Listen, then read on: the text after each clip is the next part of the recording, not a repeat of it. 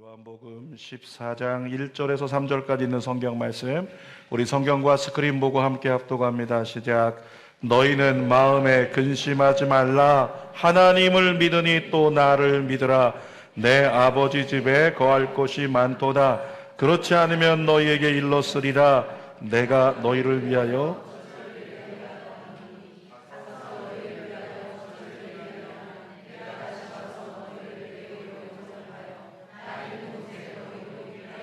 아멘. 오늘은 요한복음 14장 1절에서 3절까지 말씀을 가지고 근심을 이기는 삶, 이런 제목으로 말씀을 나눕니다. 제목 같이 할까요? 근심을 이기는 삶, 이런 제목입니다. 자연계에도 법칙이 있듯이 영계에도, 영의 세계에도 법칙이 있습니다. 그것을 사형리라고 이야기를 하는데요, 이 사형리 중에서 첫 번째 원리는 이것입니다. 같이 한번 읽어볼까요? 하나님은 우리를 사랑하신다. 믿으십니까? 네. 하나님이 우리를 사랑하신다면 우리에겐 부족함이 없을 거예요. 우리에겐 모자람이 없을 겁니다. 그러면 우리는 근심이 없어야 돼요. 염려가 없어야 되고, 질병도 없어야 되고, 전쟁도 없어야 되고, 결함이라는 것이 우리에게 없어야 된다는 거죠. 근데 여러분, 실제로 우리의 삶을 보십시오. 우리의 삶이 어떻습니까? 실상은 염려도 있고, 근심도 있고, 죽음도 있고, 다툼도 있고, 이 온갖 것들로 말미암아 우리에게 어려움이 다가오고 있다는 거죠. 그 이유를 사형리의 두 번째 원리에서 설명을 하고 있는데요, 두 번째 원리 같이 한번 읽어보겠습니다. 인간이 죄를 지음으로 하나님과 단절되었기 때문이다. 뭐라고요? 인간이 죄를 지었기 때문에 하나님과 단절되었기 때문이라는 거예요.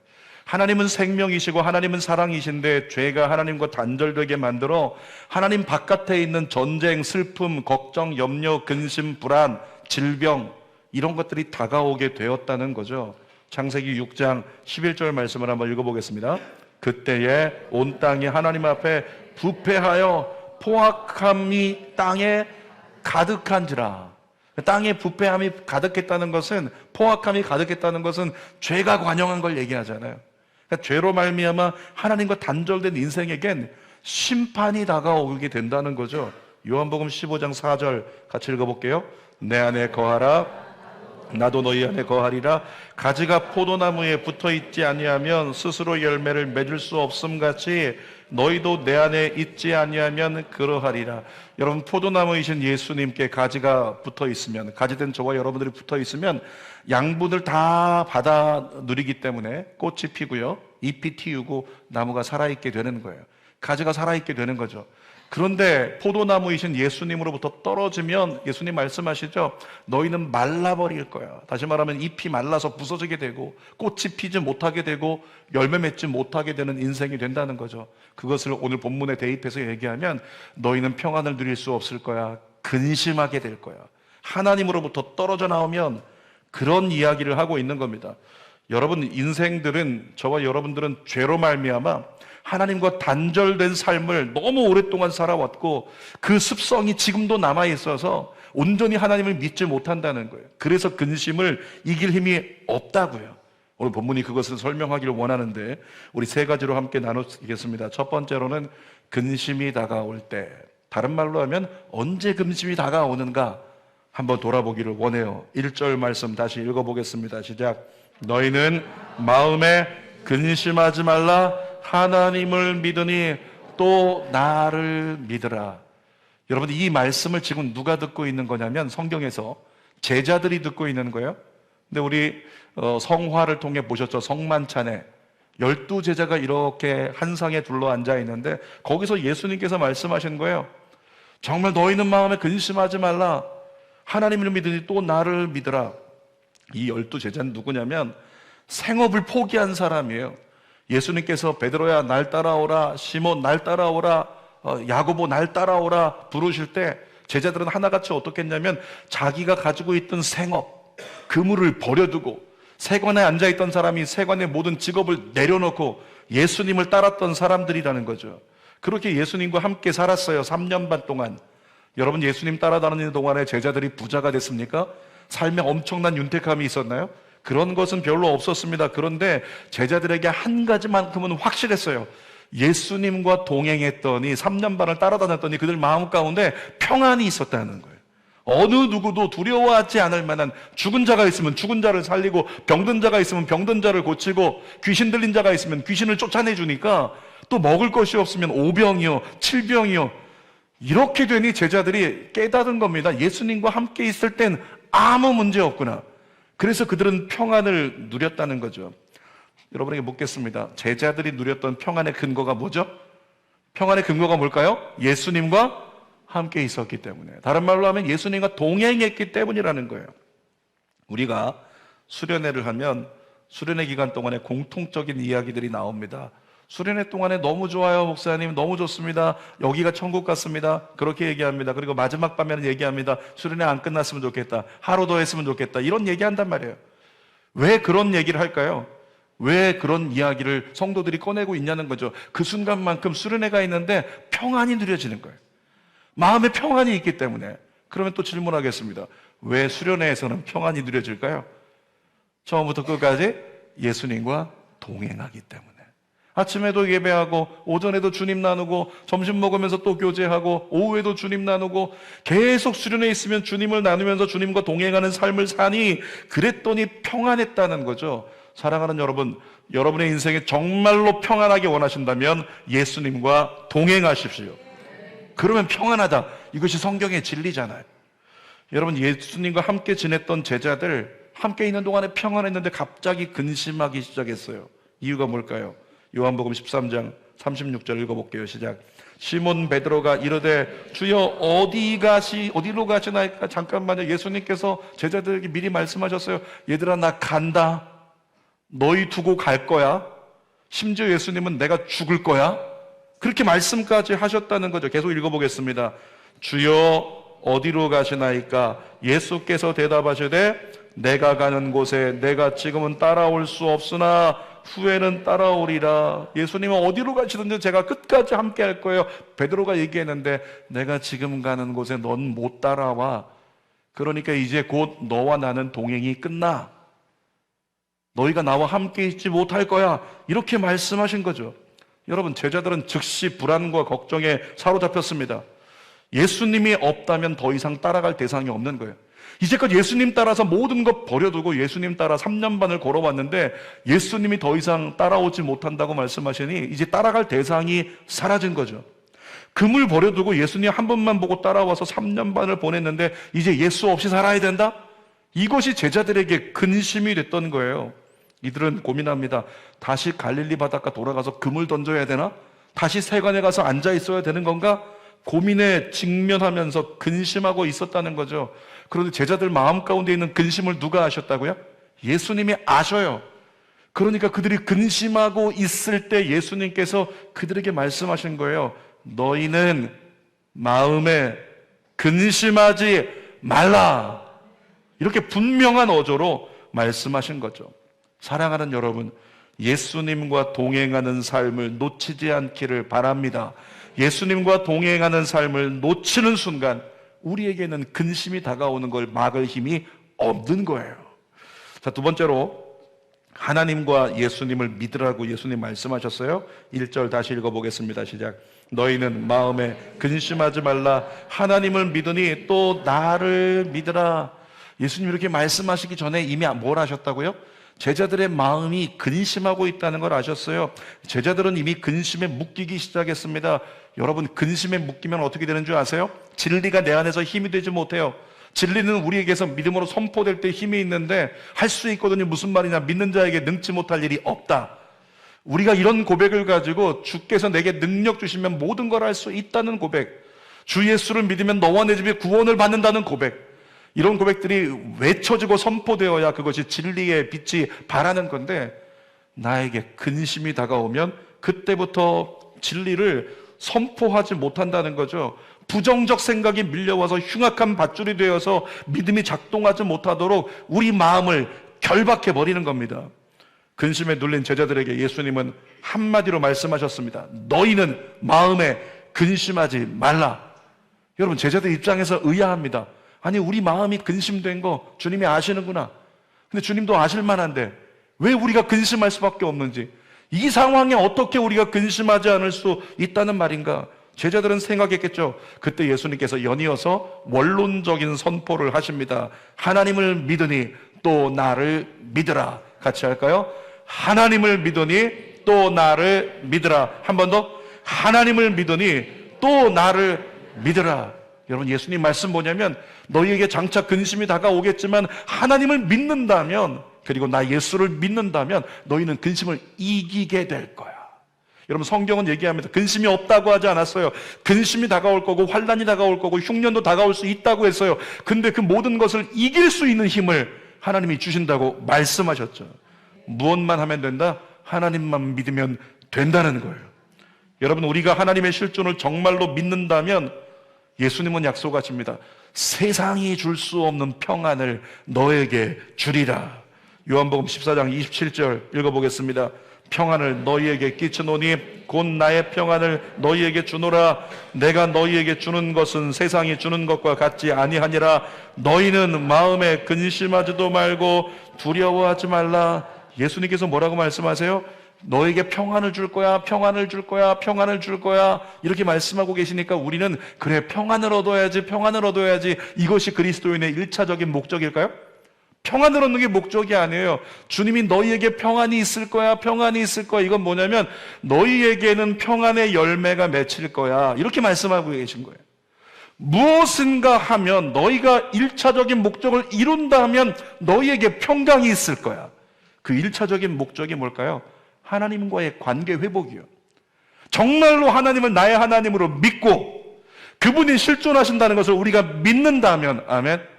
여러분, 그리스도인에게 다른 거 필요 없어요. 하나님을 믿는 게 필요해요. 예수가 우리의 구주인 것을 믿는 것이 필요합니다. 그 믿음이 우리 안에 확실하다면 우리 안에는 자동적으로 평안이 임하게 되어 있는 거죠.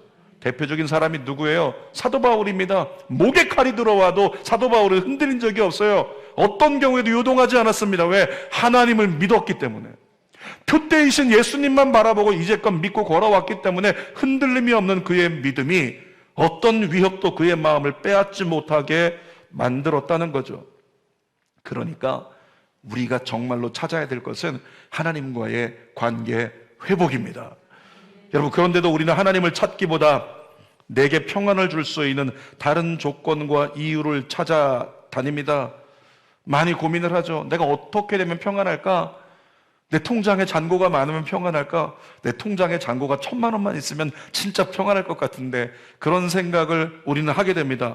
또 내가 버는 것이 지금보다 10배만 된다면 진짜 평안할 텐데. 그러니까 기도하다가 목사가 가끔씩 약간 세속이 섞인 기도를 합니다. 우리 집사님의 벌이가 10배, 수입이 10배 늘어나게 하여 주옵소서.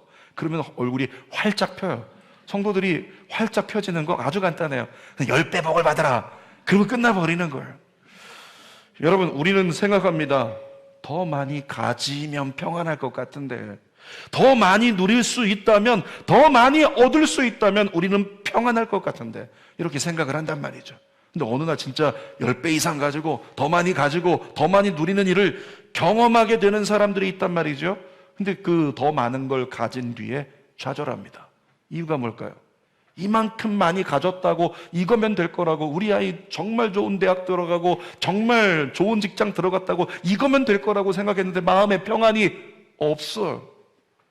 마음에 평안이 없으니까 좌절하게 된다는 거죠. 이유가 뭘까요?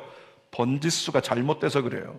사랑하는 여러분, 예수님의 말씀에서 평안을 찾으시기를 축복합니다. 마태복음 5장 6절을 같이 한번 읽어볼게요. 의에 줄이고 목마른 자는 복이 있나니 그들이 배부를 것임이요. 다시 한번요. 의에 줄이고 목마른 자는 이라고 썼는데, 여기 의가 누굴까요? 의는 하나님밖에 없어요. 하나님이라고 읽어볼게요. 시작. 하나님에 줄이고 목마른 자는 복이 있나니. 이 복이 뭔지 아세요? 여러분들이 생각하는 총체적인 복이에요. 행복이라고 하는 것, 평안이 누려지는 그것을 너희에게 준다. 뭐 하면? 의에 줄이고 목이 마르면. 연이어 읽어보겠습니다. 그들이 배부를 것임이요. 여러분, 예수님이 강조하시는 게 뭘까요? 너 복 받을 거야, 행복하게 될 거야, 이거 강조하실까요? 너 배부르게 될 거야, 이제는 어떤 것도 너에게 더 이상 필요 없는, 욕심 없는 상태가 될 거야, 배부를 거야. 그걸 강조하시는 게 아니라 예수님은 제자들에게 의에 줄이고 목마른 자가 되어라. 얘들아, 하나님에 대해서 배고파져야 된다. 하나님을 더 얻기 위해서 배고파져야 된다. 하나님에 대해서 목말라야 된다. 이 아멘 안 하는 것 좀 봐요. 여러분, 그런 예수님의 마음이 우리에게 떨어지는 거야. 얘들아, 하나님을 제발 배고파하라. 하나님을 제발 갈망하라. 이런 마음을 강조하고 계신 거죠. 전에 여의도 순복음교회에서 목회자 컨퍼런스가 있었는데요, 찬양팀이 외부에서 왔는데 처음 들어보는 찬양을 불렀어요. 그런데 이 찬양 부르다 말고 첫 소절에 그냥 눈물이 터져버렸어요. 우리 같이 한번 불러볼까요? 모든 짐 내려놓고 가는 주 앞에 목마른 예배자, 주 음성 듣기를 원하네. 주 얼굴 보기를 원하네. 성령 하나님 이곳에 가득한 주님을 높이며 경배합니다. 성령 하나님 이곳에 가득한 주님을 높이며 예배합니다. 이 찬양 첫 소절을 부르다가 눈물이 났는데, 첫 소절 가사가 뭐였어요? 모든 짐 내려놓고 가는 주 앞에 목마른 예배자. 여기 딱 한 줄 불렀는데 그 순간에 갑자기 제 영혼에 부딪힌 거예요. 열심히 사역하고 있었어요. 열심히 10년 동안 목사 돼가지고 사역하고 있었고, 예배 신나게 잘 인도하고 있었고, 주님 앞에 열심히 잘 달려가고 있었는데 저 찬양 한 소절 부르다가 제 영혼에 부딪힌 거예요. 내 영혼이 메말랐구나. 내 영혼이 목마르구나. 그 사실을 깨달으면서 그 순간에 목말라버린 내 영혼을 느끼면서 주님 앞에 주 음성 듣기를 원하네, 주 얼굴 보기를 원하네. 그것이 간절한 갈망이 되어 제 안에서 눈물로 북받쳐 쏟아지더라고요. 여러분, 그 순간에 제가 느낀 것은 이 찬양에서 얘기하는 그가 바로 나구나. 그 목마름에 영혼이 메말라 있어서 습관과 행위로 할 수 있지만, 형식으로 할 수 있지만 어떤 것도 느끼지 못하고 있는, 더 이상의 새로운 기도가 들어지지 않고 있는, 더 이상 말씀이 새 것으로 내게 누려지지 않는 메말라 있는 가지 같은 그 존재가 바로 나구나. 이것이 느껴져가지고 그날은요, 모든 걸 제쳐두고 한 가지만 구했어요. 하나님, 제 영이 목마릅니다. 주 얼굴 보게 해주세요. 주 얼굴 보게 해주세요. 주 음성 듣게 해주세요. 제 영혼이 목마릅니다. 그리고 목사가 목 놓아서 기도 시간에 기도하던 때가 있었는데, 그날 제가 기억합니다. 그날 이후로 형식적인 예배에 지쳐있고 매너리즘에 빠져있던 목회자의 예배가 다시금 불이 붙고 다시금 회복했던 경험이 있었어요. 여러분, 예수님 말씀 기억하세요. 의에 줄이고 목마른 자는 어떻게 된다? 복이 있다. 네가 정말로 하나님에 대해서 배고파하고 하나님에 대해서 목말라 하면 세상이 줄 수 없는 행복을 너에게 줄 거야. 너 돈 없는 거, 질병 있는 거 문제 없어. 그게 아니야. 세상에 어떤 가치가 없어서 너는 세상에서 제일 낮은 자 같다, 세상에서 많은 것을 제일 잃어버린 자 같다, 상관없어. 너의 영혼은 세상에 줄 수 없는 행복을 누리게 만들어 줄 거야. 하나님만 얻는다면, 하나님만 믿게 된다면. 아멘. 주님이 그 말씀 하고 계신 거죠. 우리가 그토록 찾아 헤매는 행복은 하나님을 온전히 믿으면 누려지는 열매라는 사실을 잊지 않기를 축복합니다. 세 번째로, 주님 우리에게 스스로 자각하여 질문하게 하십니다. 같이 읽어볼까요? 다시 한번, 나는 하나님을 믿는가? 1절 말씀 읽어볼까요? 다시 시작. 너희는 마음에 근심하지 말라. 하나님을 믿으니 또 나를 믿으라. 한 번 더 읽어볼까요? 너희는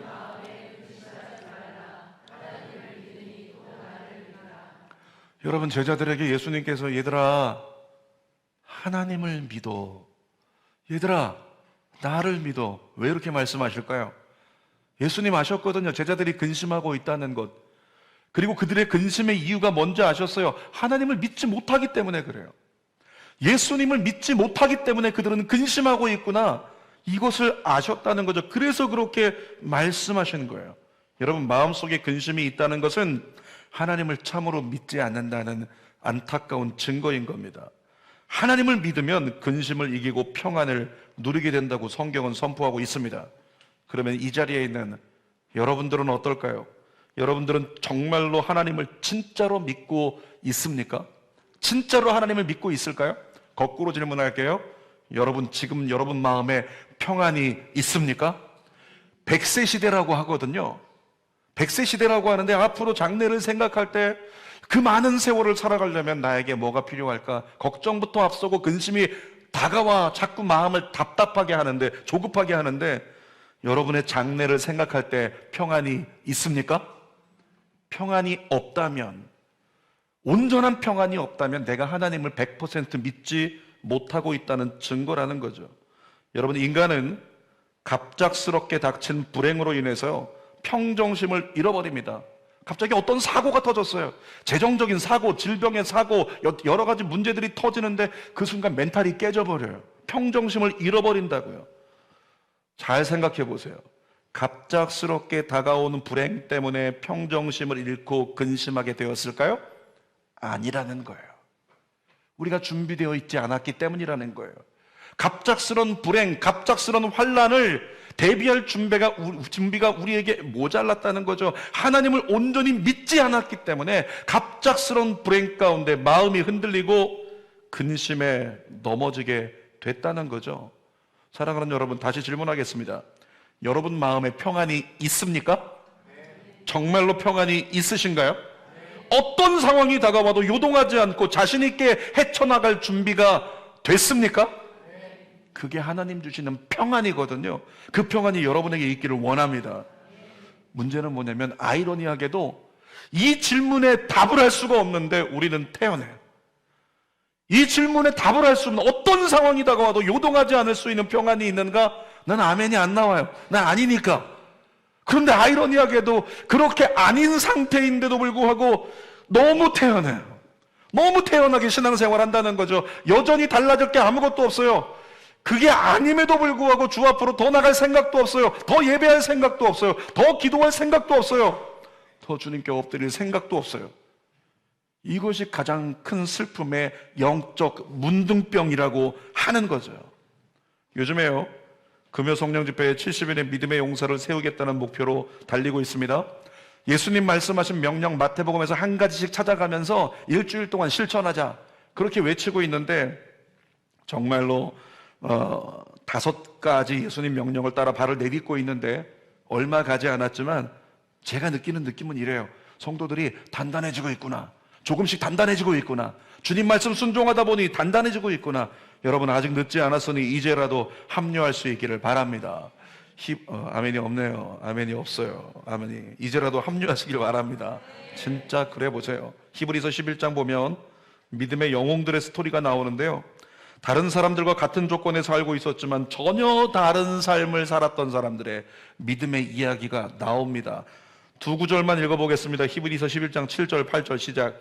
믿음으로 노아는 아직 보지 않은 일에 경고하심을 받아 경외함으로 방주를 준비하여 그 집을 구원하였으니 이로 말미암아 세상을 정죄하고 믿음을 따르는 의의 상속자가 되었느니라. 아직 한 번도 일어나지 않은 일에 대해서 경고를 받고 거기에 대해서 그 일이 일어날 거라고 순종했던 노아, 믿음의 사람이라고 얘기합니다. 또 8절, 믿음으로 아브라함은 부르심을 받았을 때 순종하여 장래 유업으로 받을 땅에 나아갈새 갈 바를 알지 못하고 나아갔으며, 어디로 가야 될지 모르지만 주님이 가라고 하니까 발을 내딛어 갔다는 거죠. 그게 바로 믿음의 사람이라고 가르쳐주고 계신 거예요.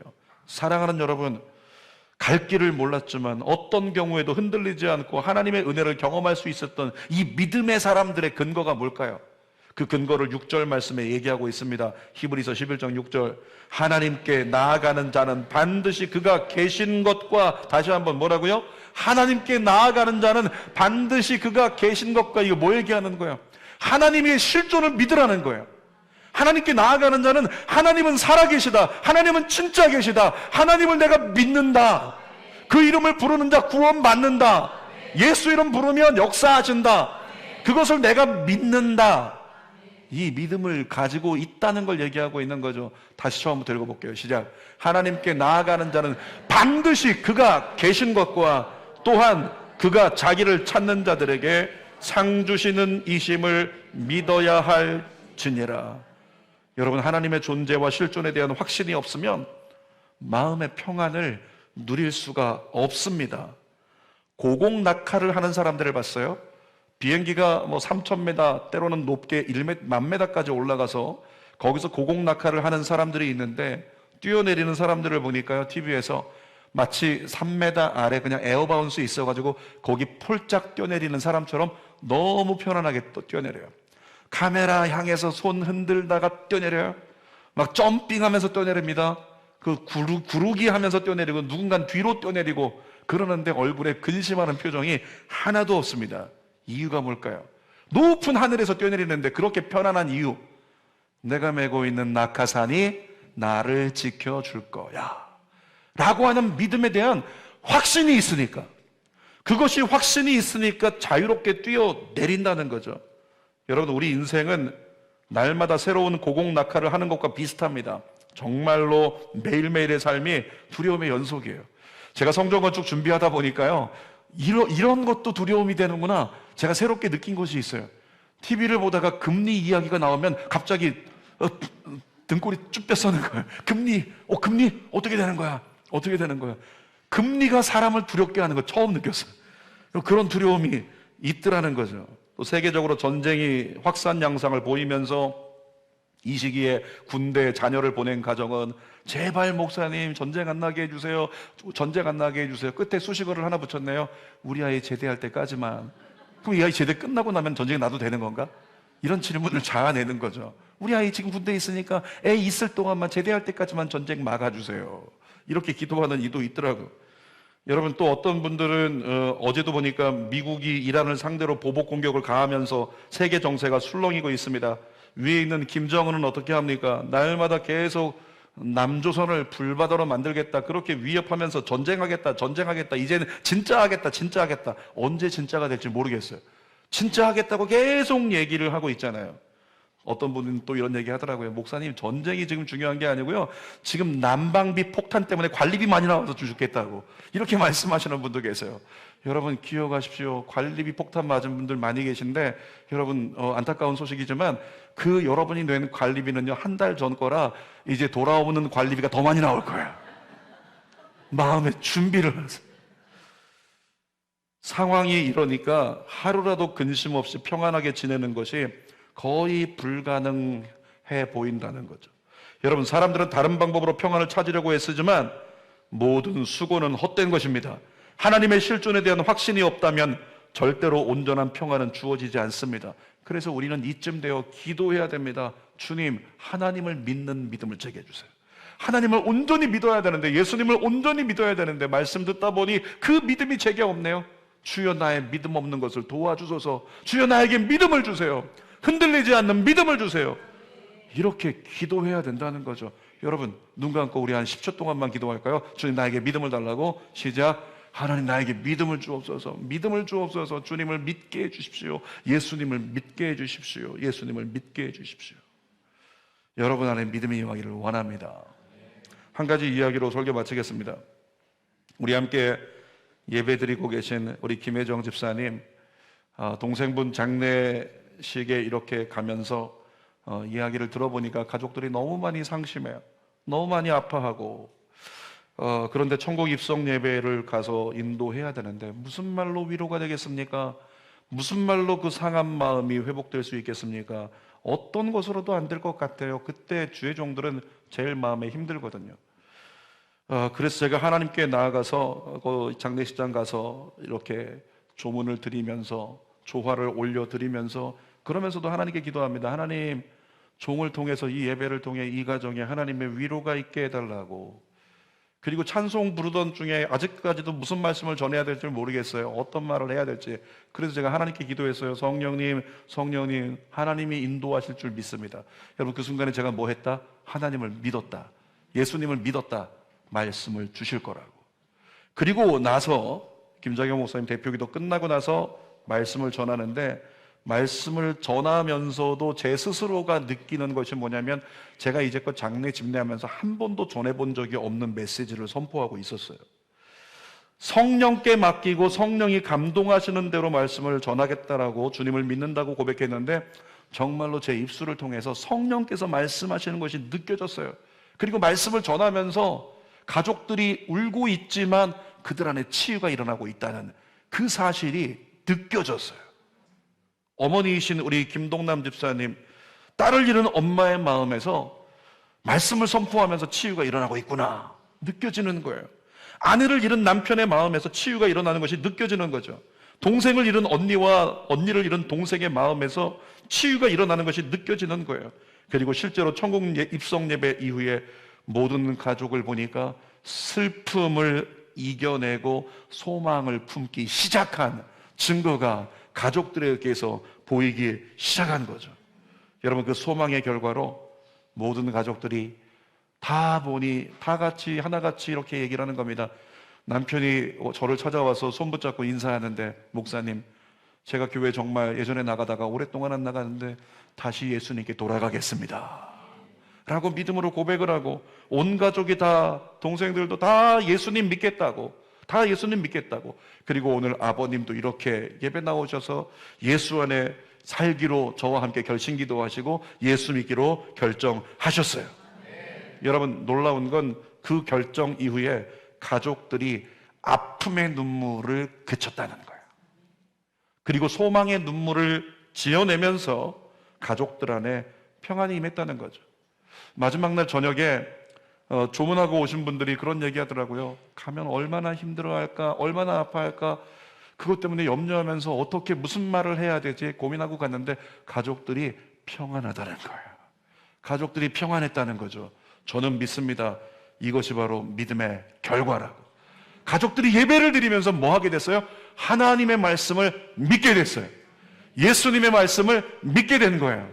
그 믿음 가운데 교회 다니기로 다 같이 결정하면서 주님의 살아계심을 믿어낸 결과, 가족들의 마음 가운데 슬픔의 아픔을 이길 수 있는 믿음과 소망이 생긴 거죠.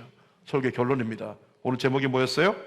근심을 이기는 삶. 다시 한번, 근심을 이기는 삶. 사랑하는 여러분, 예수님을 믿으십시오. 하나님을 믿으십시오. 여러분의 인생 전부를 주님께 맡기십시오.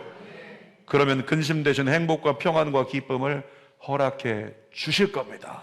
기도하겠습니다. 아버지 하나님, 그렇습니다. 근심을 이기는 삶, 그것은 하나님을 믿는 삶의 가능함을 우리에게 말씀해 주십니다. 하나님을 믿어야 합니다. 예수님을 믿어야 합니다. 예수님도 그러면 너희 이길 수 있으니까 하나님을 믿고 나를 믿으라 말씀하신 것처럼 오늘 이 자리에 있는 우리들, 하나님을 믿으면 주님 가까이 가고 싶습니다. 예수님 믿으면 더 예배하고 싶습니다. 더 모이고 싶습니다. 더 기도하고 싶습니다. 더 말씀 붙잡고 싶습니다.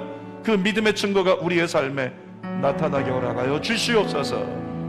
그리하여 훗날 많은 시간이 지났을 때 정말로 어려운 과정들이 있었지만 지나고 보니 결국엔 주님이셨구나, 주님을 빼고서 설명이 안 되는 나의 인생이었구나, 하나님은 살아계셨구나, 하나님은, 예수님은 정말로 우리를 위하신 분이셨구나 깨닫고 찬송하는 그날을 반드시 우리 모두가 기쁨으로 누리게 하여 주시옵소서.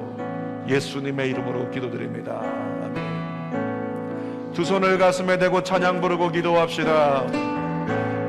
끝없을 것 같은 무거운 내 삶에 주님의 뜻이 어디 있을까? 다시 주님 앞에 나갈 수 있을까? 매 순간 은혜가 필요하네. 시간이 흘러 돌아보니, 시간이 흘러